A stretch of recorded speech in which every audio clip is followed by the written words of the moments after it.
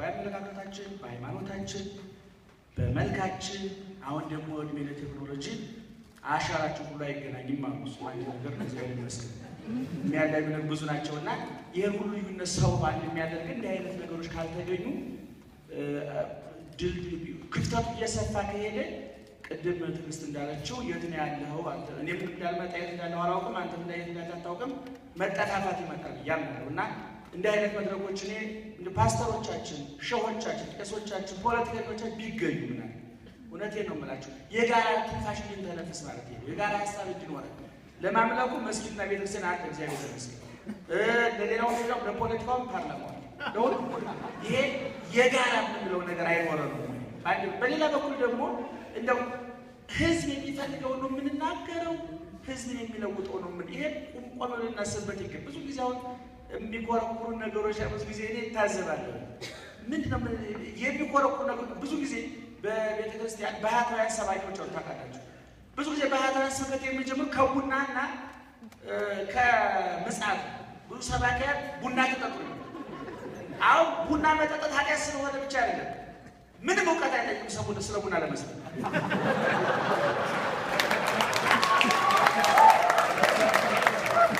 ስለዚህ የልዳ ሟላሽ ሰባኪያን በብዛት አሁን ባይናቸው ሆነ በፕሮቴስታንት በእኛም ስብከቶች አሁን የምትሰሙ ፕሮቴስታንቶችም አላቸው ያምናሉ ከኦርቶዶክስ አላቸው ያምናሉ ብዙ ስብከቶች እንትን ይበዛቸዋል ደስታ ጥጋብ የፓስተሮቹን ስሜት የክርስቶስን ሀሳብ ያንጸባርቃል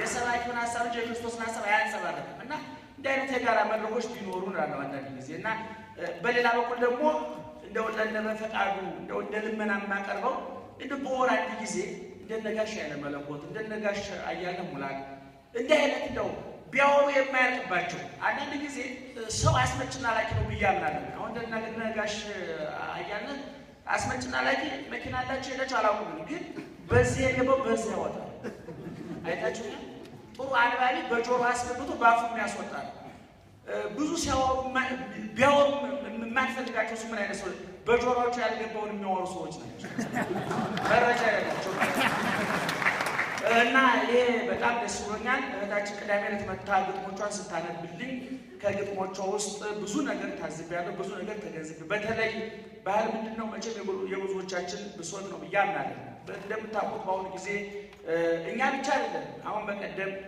ከአንድ ወር ከ20 ቀን በፊት ለንደን ነበርኩኝ ጃርሶ ሞት ባይኖር ኪሩቤል ታውቋቸዋላችሁ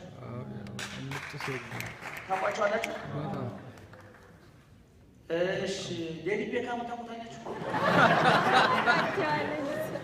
ታውቁታላችሁ ቁርስ ምን እንደበላው ተነግሯቸዋል እሳቸው በጣም ትልቅ ደራሲ ናቸውና ከዚህ ሀገር ከወጡ 30 ምናምን ዓመታቸው ነው ለንደን አይደለም እኔ ደባቅ ያገኘኋቸው ነው የመሰለኝ አማርኛቸው ገብቷቸው ምንም እንግሊዝኛ ተቀላቅላለ ለንደን ያገኘኋቸው ጎንደር ነው ደብረ ማርቆስ ያገኘኋቸው ነው የመሰለኝ እውነቱን ለመናገር ቋንቋቸው ጥርት ያለ ምክንያቱም ምኑን መውሰድ እንዳለባቸው ለይተው ያወቁ ሰው ናቸው እንደዚህ አይነት ሰዎች ዘመን የሚዋጁ የውጩን ሀሳብ ከሀገር ጋር እያዋደዱ ወፍራም ሀሳብ የሚወልዱ ሰዎች ናቸው እነዚህ ሰዎች ናቸው ለሀገር እኔ ኢትዮጵያ ህዝብ በምግብ ብቻ እንደማይኖር ያረጋገጠ ጀግና ህዝብ ነው አይደል በጥበብ ጭምር ይኖር ሳይበላ መኖር ይችላል በእውነት ያለ ተመጣጣኝ ምግብ መኖር ይቻላል ወይስ ላቦራቶሪ ተመልከት የለብንም የኛ አፍሪካውያን ምስክሮች ግን ደስተኛ ነው ይስቃል ይገርማል ደስ አንድ አሜሪካ ነገር 33 ዓመት የኖረ ሰው የዛሬ የዘመን መለወጫ አካባቢ ሎስ አንጀለስ አካባቢ ተገናኘንና ሲነግረኝ እዚህ ሀገር 33 ዓመት ነው አለና አንድ ነገር ነገርኩትና በጣም ከልቡ ፍንድት ብሎ ሳቀ ይዱኝ ማለት አለ ከልቡ ሳቀ እና እዚህ ሀገር ስቀን አናውቅም ማለት ከተሳቀን እዚህ ሀገር ምግቡ አርቲፊሻል ነው ሳቁ አርቲፊሻል ነው ኑሮ ፍቅሩ ራሱ በህግ የተተበተበ ነው አንድ ነገር የማታደርጉት ህግ ስላለ ነው እንጂ ፍቅር ስላለ ለምሳሌ ድሆች እዚህ ሀገር ይረዳሉ ህጉ ስለሚያዝ ነው እኛ ሀገር ድሆች የሚረዱት ጽድቅ አለ ብሎ ስለሚያምን ነው እስላም ክርስቲያን በመንግስተ ሰማያት በገሃነመ አገኘው ነው ይሄ ማይበራው ተፈጥሮ ሽቶ አልጠፋበት ማለት ነውና በእውነት እነዚህ እንዳናጣ እንዲያነ ጉባኤዎች ያስፈልጉናል ብዬ አምናለሁ። በሌላ በኩል ትዕግስት ሴት ናት። በቀደም እኔ ስትመጣ አንድ ጥያቄ ጠይቂያት ነበር። አግብተሻል ብዬ ጠይቄ ነበር። እኔ ሌላ ነገር አስበህ ከበፊው መቼም ሰው ብፌ ነው አይደል?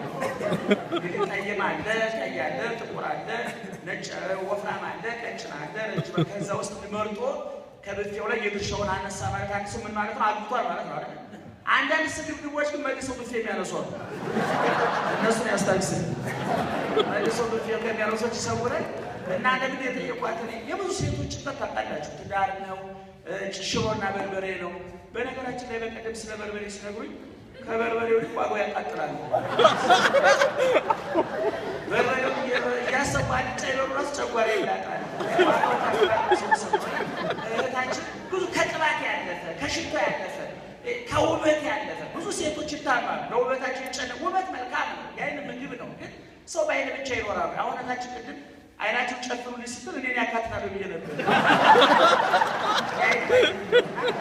እና የቁንጅና ውድድር ቢሆን አይን ቢጨፈን ያዋጣል። ይሄ የጆሮ ምግብ ስለሆነ አይን ቢጨፈን ጆሮ ይታዘባል ማለት ነው። እና እህታችን በሀገራችን ብዙ ሴቶች ባለቅኔዎች ነበሩ። እንደምታውቁት አሜሪካ የዓለምን ዲሞክራሲ ምትመራ ፊት ለፊት የተሰለፈች በአሁኑ ጊዜ ከእግዚአብሔር ይልቅ ትልቅ የምትሰማው አሜሪካ ናት። በእውነት የዓለም መሪዎች እንዲያው የኦባማን ያህል እግዚአብሔር የሚሰሙ አገር ይቀየር ነበር ብያለሁ። እና በአሜሪካ ታሪክ ውስጥ አሁን አሜሪካ ዲሞክራሲ አለ፣ ሴቶችና ወንዶች እኩል ናቸው፣ ምን ሲባል ሰማል።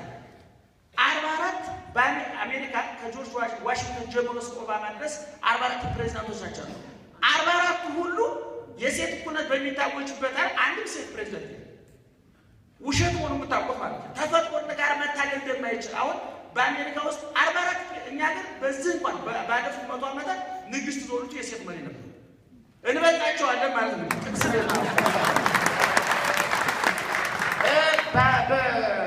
በእኛ እህቶቻችን እንደው ከሴትና ከወንድ ማን ይበልጣል ጉንጭ ከማልፋት እንደ ጥቅስ እየገጠው ቢያሳይ ይሄ ነው ያው ብዙ ጊዜ ሰማን። አሁን መድረክ ላይ ፊታቸው ላይ ተደፋ፣ በጩቤ ያላቸው ተጎለጎለ፣ በጥይት ተረሹ ሲባል እንሰማለን። እውነት ነው፣ መደረግ የለበትም። ነገር ግን መፍትሄው ፊት ላይ አሲድ የሚደፋው ሰውዬ ከመያዝ ይልቅ ልብ ላይ አሲድ የሚደፉት በትምህርት መቋቋም። ምክንያቱም ልብ ላይ አሲድ ከተደፋ ወልፍ ታገኝደው ከዛ ነገር አይመስልና እንደዚህ አይነት ውብ ሴቶች መልክን እያልኩኝ አይደለም፣ የመልክ አድናቂ አይደለሁም፣ ስለማይታየው በቀኝ እና ታችሁን ግን ነው የገጠመችው። እንደ አይነት ገጣሚዎችን ያብዛል። በተለይ ሴቶች አይባል በነገራችን ላይ ምክንያቱም ስለ ሴቶች ናቸው ቋንቋ ማባከን ነው። እና ጥሩ ግጥም የተገጠመው ሌላው በዚህ ምሽት ደግሞ ለመድረኩ መተካካት የሚባለው ቋንቋ የተገለጠበት ብዙ በየምሽቱ የምናገኝ ገጣሚዎች ነበሩ። የታወቁ በቃ ምሽት ካለ እንትና ይኖራል ብለን ገምተን የምንመጣው ዛሬ ከግምታችን ውጭ ነው። አዲስ ገጣሚዎች ናቸው የመጡት። እንኳን ደህና መጣችሁ ወንድሞቻችን እህቶቻችን። የበለጠ አንብቡ፣ የበለጠ አንብቡ። በእውነት ህዝባችን ያንብብ። እንዲህ አይነት ፕሮግራሞች መስፋት አለባቸው። እየጎተታችሁ አምጧቸው። በመንጠር ያሉ እውነቱን ለመና አሁን የትዕግስት አባት እንደው የብረት መዝጊያ ሆና ማቻ የብረት መዝጊያ ሆና ሀሳብ ያመነጨሽ ከማየት ነው። ምን ይመጣሉ ወንድሞቻችን? አሁን ባንታመጣ እንግዲህ ወይም መጥፎ ሊሆን ይችላል። ያገባ ሁሉ አጥራፊ አለ፣ የከሰሩማ ግን እሷ አላገባችም። ግን አሁን ከዚህ መጽሐፍ የበለጠ ሊመጣ ይችላል። ተጨቃጫቂ ተነታራቂ ይሄ መጽሐፍ አይጎንጥ፣ አይጨቃጨቅ፣ አያቆር ልፍታሻ ይፍችና እንዴት ደስ ስለመሰለ። በነገራችን ላይ በቀደም እዛው ውጭ ሀገር እንጂ ስለ አንድ ነገር ተነሳ። ፈረንጆቹ በጣም ደጎች ናቸው፣ ሩሮች ናቸው አለና አንድ ሰው ስንከራከር ኧረ ደጎች እኛ ነን፣ በጣም ክፉዎች እኛ ነን። አይደለም፣ የእኛ ክፋት በጣም ትንሽ ናት። ምክንያቱም አብዛኛው ክፋታችን የተፈጥሮ እንጂ የእውቀት አይደለም። ስለዚህ ብዙ ጊዜ ለምን እንትን አራት በላ፣ ለምን ምሳ በላ፣ ለምን ጫማ ቀየረ፣ ለምን መኪና ገዛ። ፈረንጆቹ ግን የመኪና ፋብሪካ ጭምር ያቆቁ በጊዜ ሂደት ግን መኪና ፋብሪካ ሆናለ ግን ያሳጣል። እና ፈረንጆቹ ደግሞ የሰው ውሻ ይከባከበው የለም። ውሻ የሚከባከቡት ውሻ መብቱ ስለማይጠይቅ ነው። እንጂ ከውሻ ስለሚወዱ እንዳይመስለኝ ነው ብዬ መለስኩ። ልክ ነኝ?